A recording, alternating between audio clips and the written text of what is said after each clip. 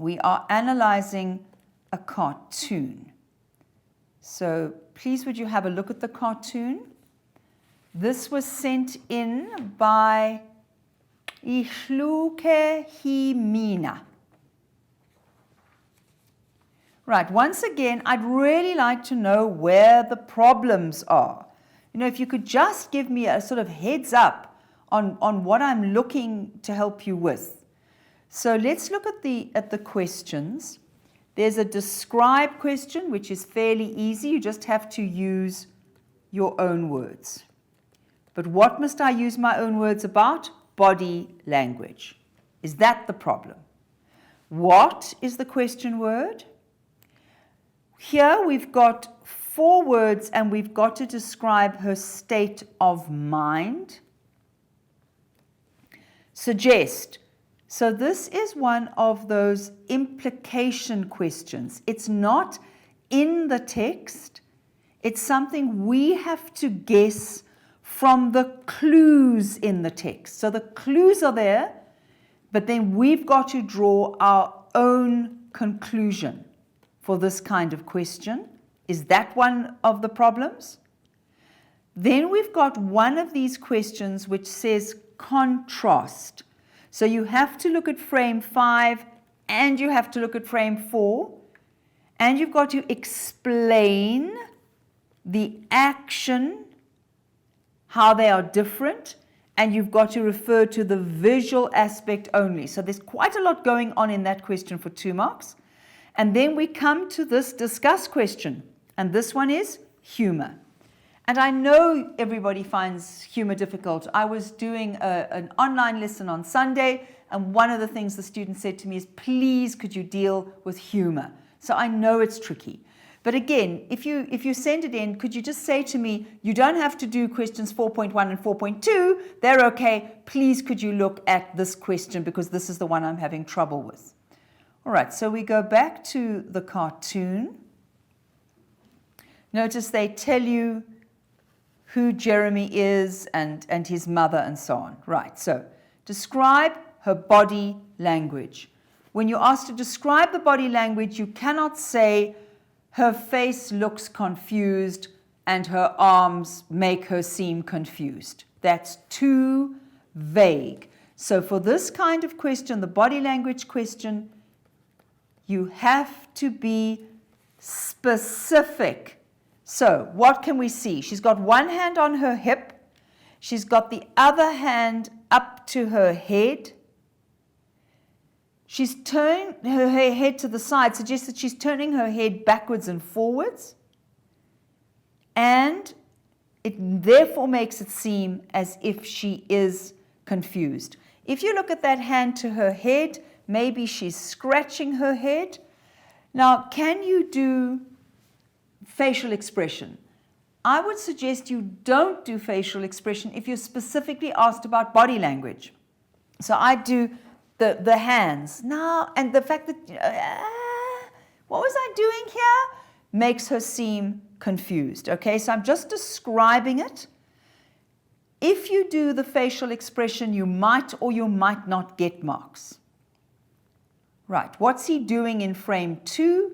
Very, very simple. You can see he's lying on his tummy on his bed and he's apparently reading a book. Okay, all right, reading a book. Right, no problem. So he's doing very little indeed. What is 4.3, which one best describes her state of mind in frames 1 to 5? So look at each of the frames. Her state of mind. Let's look at the options. Which one would you choose?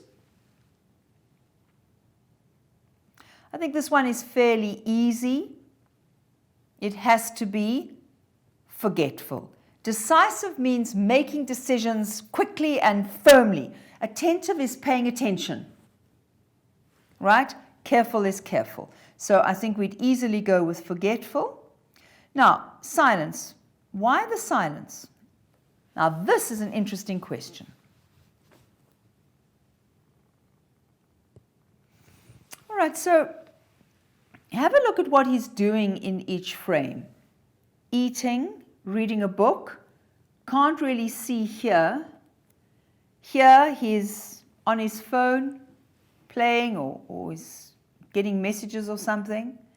Here he just seems to be with his back to his mother. So why doesn't he answer?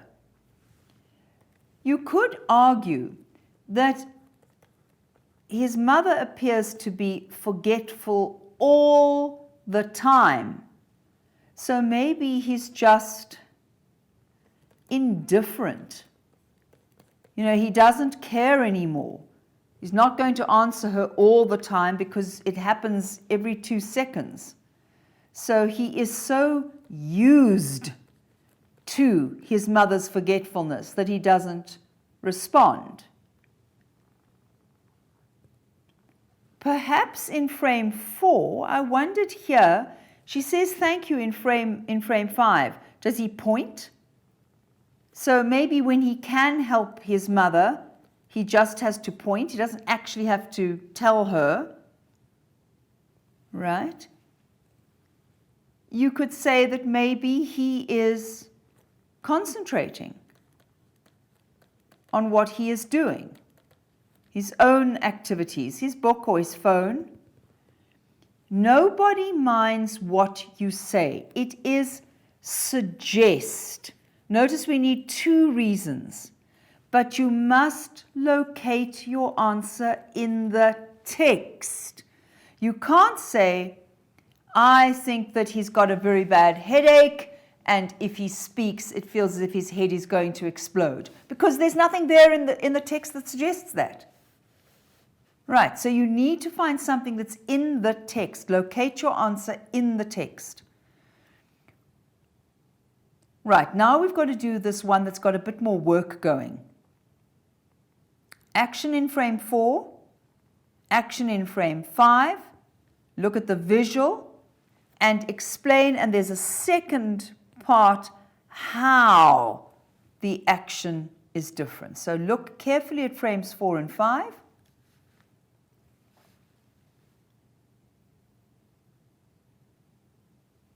Okay, so action is different. Here, she's asking Jeremy for help. Here, she's found her glasses, which were sitting on the top of her head, and she's putting them on. Have we answered all of the question? How is it different? Well, one suggests she's still looking, one suggests she's found it, and refer to the visual aspect only. We can see her putting on her glasses, which she has located between frames 4 and frame 5. Then, creating humor. Now, what did I say to you last week? When you deal with humor, start with irony.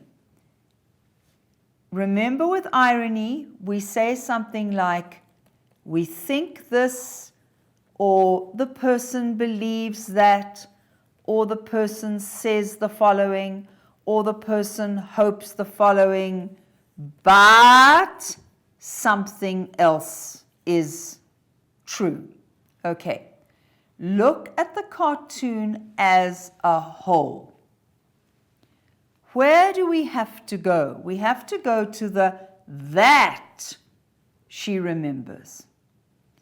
So what does she forget? Where she puts her phone, why she's come into her son's room, what she was about to say, where she put her glasses. She forgets all those ordinary things, everyday things, that actually are quite important, like where you put your phone or where you put your glasses. It's actually quite important. What does she remember? Read frame 6 very carefully.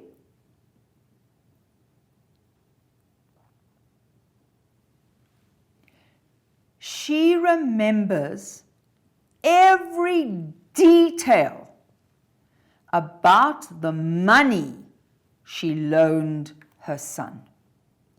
So, what is the irony?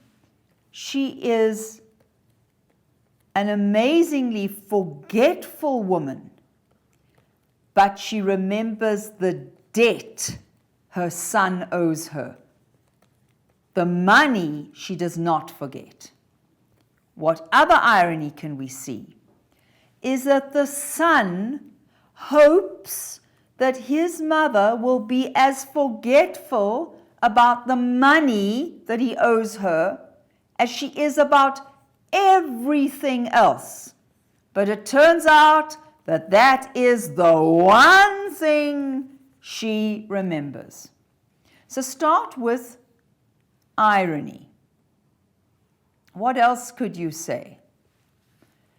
You could also say the humor arises from our own sense as a viewer of the truth of the situation that is the topic of the cartoon. So the topic is an ordinary, everyday kind of event, which is the situation in families.